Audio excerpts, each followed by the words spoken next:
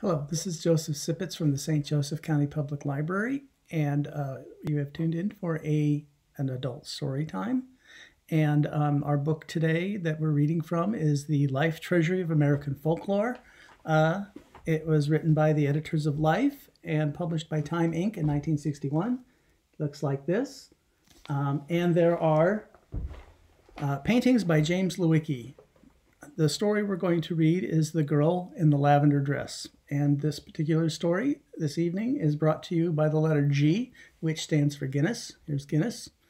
All right. Thank you, Fiddler's Hearth. You can buy takeout liquor. You know, who knew? And it's probably pretty good. Let's see. Tastes just like Guinness. Very good. Okay. So, The Girl in the Lavender Dress. Before we start, there's a painting associated with this story by James Lewicki. Here is that painting. It's you can see over here we have the girl in the lavender dress. Look at it right there. All right, and over here we have the car with our two protagonists on a lonely country road. So, all right, strap yourself in. Let's go. The Girl with the Lavender Dress. I'm going to be reading a shortened version of this so that it doesn't go on too long. Get to the point.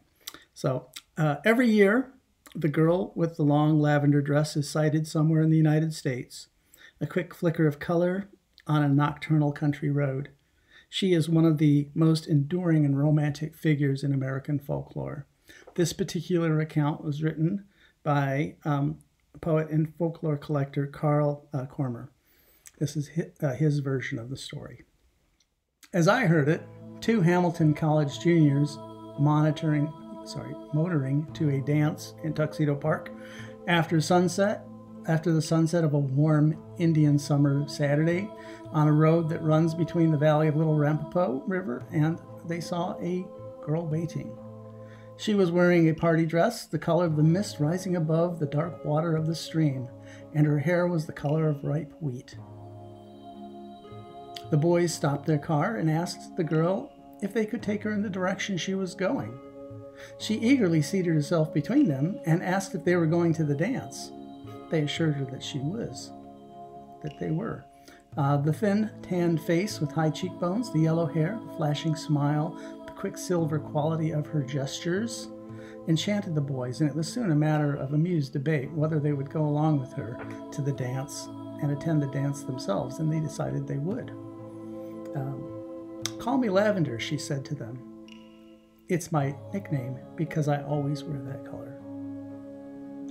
After an evening in which the girl, quiet and smiling, made the most favorable impression by her dancing, drifting dreamily through the waltzes in a cloud of lavender sequins, stepping more adeptly than many of the other dancers through complicated dances, after a while the boys took her out to their car for the ride home. She said that she was cold, and one of them doffed his tweed topcoat and helped her into it. They were both shocked into cliches of courtesy when, after gaily directing the driver through dusty woodland roads, she finally bade them to stop before a shack that was so dilapidated that it would have seemed deserted had it not been for a ragged lace curtain over a small window in the door. After promising to see them again soon, she waved goodnight, standing beside the road until they had turned around and rolled away. They were almost to Tuxedo Junction before the chill air made the coatless one realize that he had forgotten to reclaim his property, and they decided that they would return for it the next day on their way back to college. The afternoon was clear and sunny when, after a considerable difficulty in finding the shack, the boys knocked on the door with the ragged lace curtains over its window. A decrepit, white-haired old woman answered the door and peered at them out of piercing blue eyes when they asked for Lavender. "Old friends of hers?"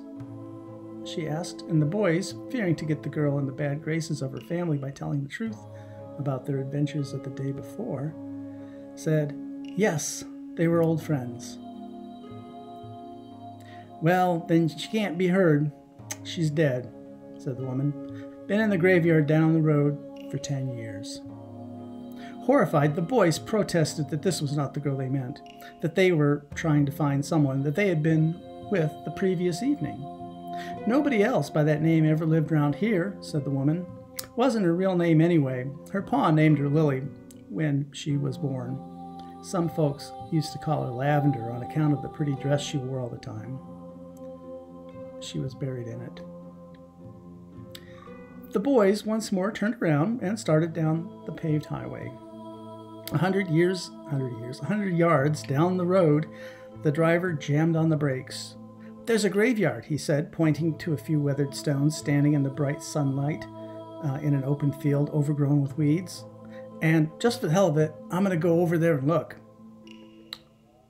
They found the stone, the little one marked Lily, and on the curved mound in front of the stone, neatly folded, was a tweed topcoat.